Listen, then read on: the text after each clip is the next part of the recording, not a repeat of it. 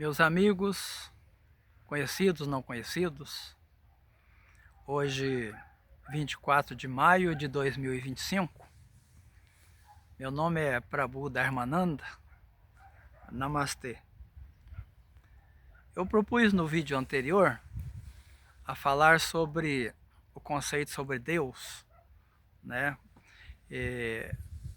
No preceito no Niyama chamado Astikya, Astikya é o Niyama que recomenda que devemos acreditar em Deus, que devemos ter fé em um Deus, vamos dizer assim. Né? Então, a palavra Astikya significa isso, ter fé em um Deus. Porque no hinduísmo existem duas linhas de pensamento espiritualista. É uma não deísta, né, que concebe Deus como impessoal, né, sem forma e manifesto. E a outra deísta, que concebe Deus como tendo forma, como um ser pessoal. Então existem essas duas linhas de pensamento. E na linha de pensamento deísta, né, que recomenda os yamas e niyamas, que são 20, né? E são 20, em alguns lugares são 10 niyamas e 10 yamas. E outros são menos yamas. Na realidade existem menos yamas e mais niyamas. O Patanjali, por exemplo, ele recomendou 5 yamas e 5 niyamas. Fundamental. Patanjali, pelo que parece, ele não era deísta, então ele não recomendou o Astikya, a crença num Deus. Para Patanjali, o importante era meditar para chegar ao Samadhi, né, que é a iluminação. Em vídeo posterior eu vou falar de todos os passos, de cada passo, né, do Astanga Yoga de Patanjali, que é a base do yoga clássico, né? Yoga e meditação propriamente dito. Bom, mas na linha deísta, recomenda então o Astikya como um niyama, como um preceito, né, a ser seguido. Diz-se que a pessoa deve ter um Deus, deve acreditar em um Deus e não ser ateísta. Porque existem mestres que não são deístas, existem mestras, né? Existem mestres que não são deístas. Por exemplo, Buda não era deísta. Buda não recomendou o culto a um Deus. Buda não pregou a existência de um Deus. Ele pregou a meditação, que chegasse à iluminação, né, o objetivo era chegar ao nirvana, um estado de realização interior, né, de consciência interior, onde se consegue, né, a imortalidade e a paz perfeita. Então Buda foi um iluminado, né, que a palavra Buda significa o desperto, né, aquele que se despertou para a verdade, despertou da ilusão, né, do engano, do mundo ilusório para a verdade suprema, a realidade. Mas existem outros mestres, né, que não recomendam também o culto a um Deus. Não recomendam, mas também não proíbem. São duas linhas de pensamento distintas e cada linha de mestre segue um pensamento, né? Especificamente muitos mestres no Himalaia, né? O Himalaia tem muitos mestres reclusos, né, isolados, que nunca se manifestam ao público. E são eremitas. Geralmente essas linhas são monistas, não deístas. Vamos chamar de ateus, né? Porque o ateu ele não prega o culto a um Deus, a existência de um Deus. Porque nos Vedas diz-se que Deus, o absoluto, Deus o real, o Deus verdadeiro, ele é denominado como Brahman. Brahman é o absoluto, o inconcebível, o verdadeiramente eterno. Brahman é eterno, mas ele é inconcebível, né? Nem mesmo um nome poderíamos atribuir a ele, né? A expressão mais acertada que poderíamos atribuir ao absoluto, né, o Deus real, verdadeiro, seria aquele que é. Ele é de verdade. Ele é. Então, não importa a língua que se diz. Então, ele é o ser que realmente é. E ele é absoluto, quer dizer, não existe, porque ele é absoluto, não tem dois. Não existem dois absolutos, o absoluto é um só. E ele é eterno, verdadeiramente eterno. Né? E é inconcebível, não é possível ter uma concepção real, exata do que seja Deus de verdade, verdadeiro. Mas Brahman, ele se manifesta, segundo os Vedas, ele se manifesta sob a forma de Brahma. Aí Brahma já é o deus do hinduísmo, já é Brahman manifesto. Ele se manifesta como Brahma, o Criador, para criar, gerar o universo. Aí ele se torna uma trindade, né? Brahman se manifestando se torna uma trindade que é Brahma, Vishnu e Shiva. Brahma e Vishnu e Shiva são um só Deus, o mesmo Deus, né? Só que um tem a atribuição de criar, um de preservar e um de destruir e renovar. Que o universo ele está em constante movimento, transformação, constante renovação. O universo, a criação toda não é eterna, né? Nem mesmo Brahma é eterno, porque ele é apenas uma manifestação do eterno. Eterno é Brahma. Mas quando ele se manifesta para criar um universo e ele existe neste universo. Ele incorpora neste universo e existe neste universo enquanto este universo existir. E existem muitos universos. O cosmo todo é um mistério, né? E ele está no cosmo todo como um todo, né? Existe o Brahma do cosmo todo, existe o Brahma de um sistema, né? De planetário, existe o Brahma de um planeta. Por exemplo, aqui da Terra, existe o Brahma da Terra, o Deus que se manifestou como o Deus, o Criador aqui na Terra, né? Que Brahma, Vishnu e Shiva. Então, na antiguidade existia o culto a Brahma.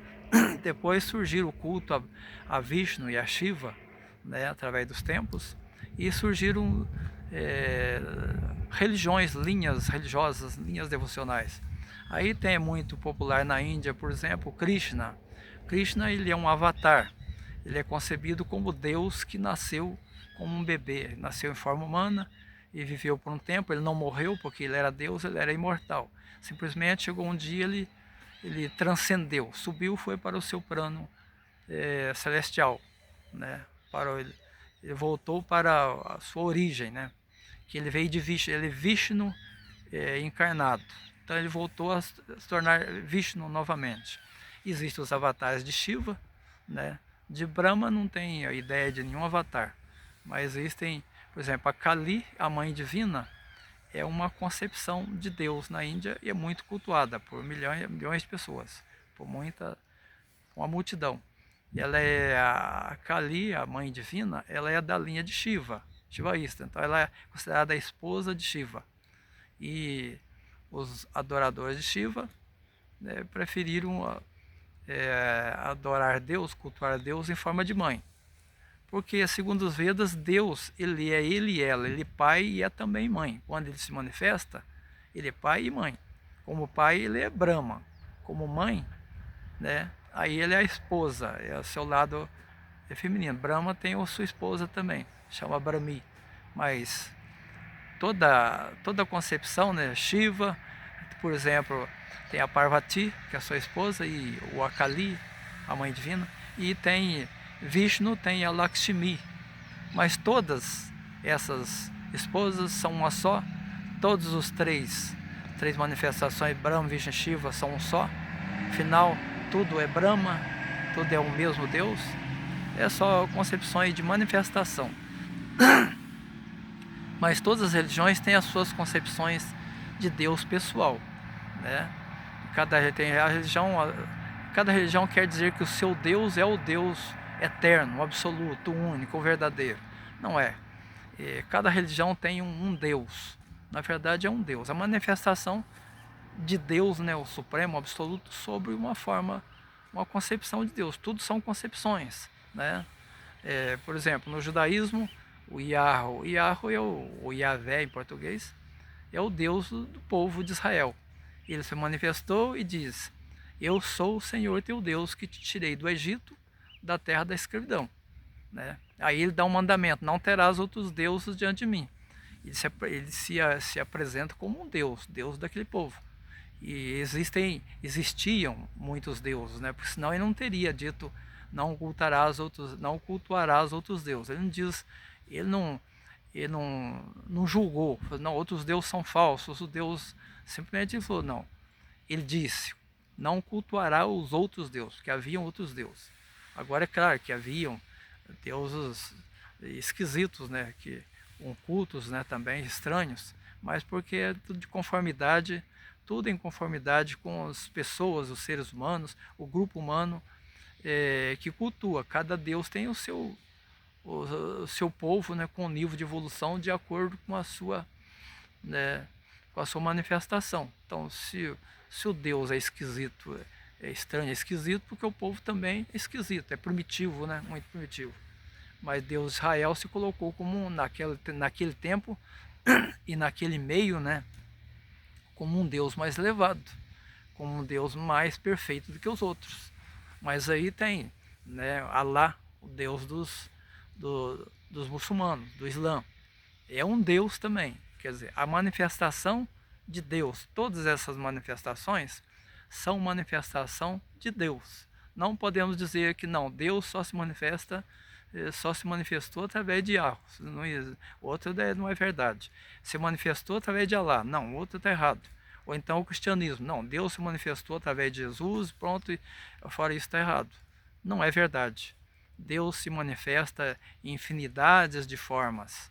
Ele é único, transcendental, absoluto. Quando ele se manifesta de conformidade com a mentalidade de cada grupo humano, de cada povo, cada sociedade, cada coletividade. Porque os seres humanos, as concepções de Deus geralmente são coletivas, né? É um grupo que consagra a concepção de um Deus.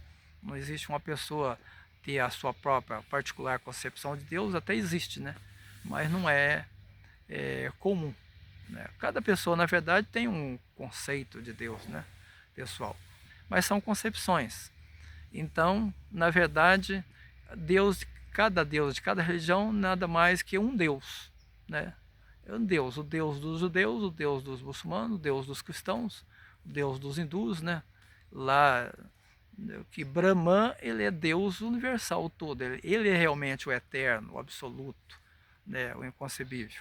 Só que tem o nome de Brahman nos Vedas, mas não precisa ter esse nome, né? Qual outro nome que se dê? Né? Pode ter o nome de aquele que é, o ser, aquele que realmente é. Também é uma concepção. Aliás, na Bíblia existe uma afirmação lá no Monte Sinai que ele, segundo diz que ele disse, eu sou aquele que é. Também se aproxima do absoluto, né? Do eterno. Mas de qualquer forma, quando se apresenta como um Deus para ser cultuado, ele não é Deus único. Ele é Deus de um grupo humano. Né? Deus único, ele é transcendente ao universo. E ele cria o universo, né? E ele está no universo enquanto o universo existir, porque o universo não é eterno, nem o cosmo. Existem muitos universos, muitos mundos, muitos sistemas, quantas galáxias e sistemas planetários. Cada sistema tem um Deus, né? O seu Deus. Mas aí a comunidade, a civilização humana, a comunidade humana, a espécie humana, na sua cultura, né, com variadas manifestações culturais, cada expressão cultural, cada cultura cria uma ideia, um conceito sobre um Deus. Quem tem religião. Então, o mandamento, a linha de mestres que adota o Yama Niyama recomenda esse Niyama, o Astikya, que quer dizer, tenha um Deus, cultue um Deus, preste culto a um Deus, né? Então, eu sou deísta, eu tenho um culto, né, ao meu ser, que Mahavatar Babaji, que para mim ele é chama Mahavatar, ele é um ser perfeito, está entre nós aqui, ele é imortal, né? Vive já há séculos aqui, só ele sabe até quando ele vai estar aqui, mas um dia ele vai deixar a forma, vive na forma física, né? Ele é plenamente perfeito, não há nada que escape do seu poder, não há nada que ele não possa, não há nada que ele não sabe. Ele é onipotente, onisciente, onipresente também, pode estar em todo lugar. Ele é um ser perfeito, chamado de Paramukta, segundo Paramahansa Yogananda, né? Eu tenho assim, a referência, a concepção de Deus através de Mahavatar Babaji, porque eu sou da linha de Paramahansa Yogananda, eu pratico Kriya Yoga, né? Sou um Bhakta também, eu pratico devoção também. Mas esses conceitos sobre Deus. Então, Astikya é um preceito importante para quem é deísta, né?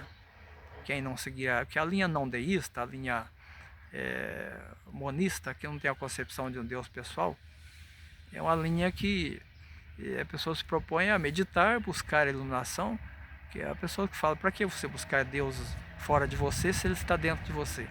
Mas é muito difícil esse caminho, né? Deus está dentro de mim, vou buscar Deus dentro de mim. Geralmente o que nós encontramos é o nosso ego. Então, até podermos vencer o nosso ego, né, anular o nosso ego, né, subjugar o nosso ego, que nós estamos condicionados a uma ilusão de quem eu sou. E aquilo que eu acredito que eu não sou, é uma falsa identidade. O verdadeiro ser, o verdadeiro eu, é divino, mas até chegar a ele, precisa muita evolução, meditação. Enquanto isso, vamos trabalhando para que o ego não nos atrapalhe, porque o ego é o empecilho. O ego, ele compete com o eu divino, o eu superior. Ele quer ser o ser, ele quer ser o eu verdadeiro. E nós temos que, então, evoluindo, trabalhando para que esse ego vai ficando cada vez mais fraco. À medida que vamos adquirindo evolução, consciência, conhecimento, vamos nos libertando de todas as ilusões que estão envoltas pelo ego, né? Bom, então é isto. Eu agradeço quem assistiu o vídeo até aqui, né? A todos uma boa tarde, e é tarde, né? Agora passa das 14 horas. E a paz a todos e eu namastê.